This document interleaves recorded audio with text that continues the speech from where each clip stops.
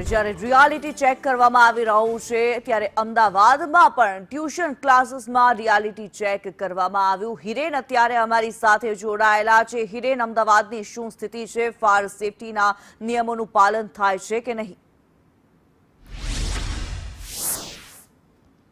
તક્ષશિલા કાંડ સુરતમાં થયો ત્યાર પછી ગુજરાતમાં અમદાવાદ સહિત અલગ અલગ જગ્યાઓ પર આ પ્રકારના ચેકિંગ અને કામગીરી કરવામાં આવી હતી, પરંતુ ત્યાર પછી કોર્પોરેશન તંત્ર હોય કે રાજ્ય સરકાર હોય એણે આ વિષય પડતો મૂક્યો હતો।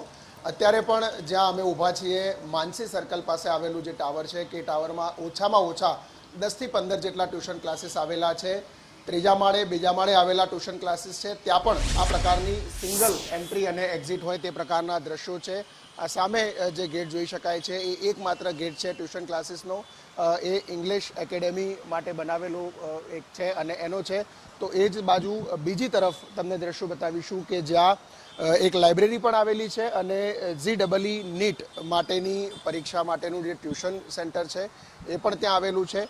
આ બંને માટેની એન્ટ્રી એક્ઝિટ છે એ પણ સિંગલ છે, એક જ જગ્યાએથી પ્રવેશ મેળવી શકાય ને એક જ જગ્યાએથી બહાર પણ નીકળી શકાય।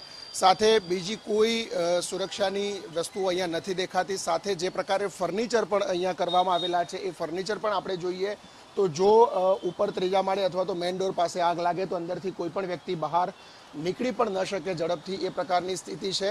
આ ક્લાસીસ અત્યારે બંધ છે। બીજી તરફ જે દ્રશ્યો છે આ રીડિંગ લાઇબ્રેરી છે, રીડિંગ લાઇબ્રેરીની અંદર પણ એ જ પ્રકારની સ્થિતિ છે, કારણ કે આ કાચનો દરવાજો છે, કાચના દરવાજાની અંદર પણ કેબિન છે અને અંદર પણ નાની નાની કેબિનો છે તે બનાવવામાં આવી છે।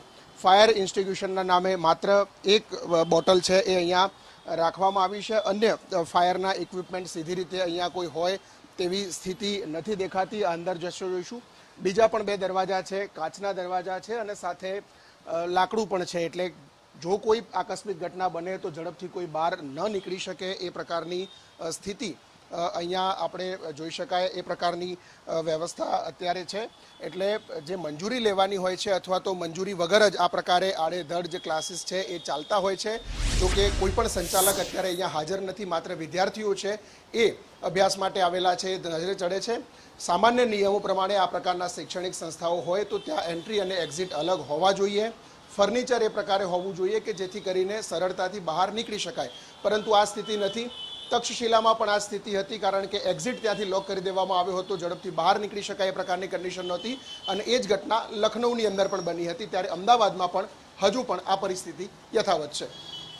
જી, ધન્યવાદ હિરેન આ માહિતી માટે।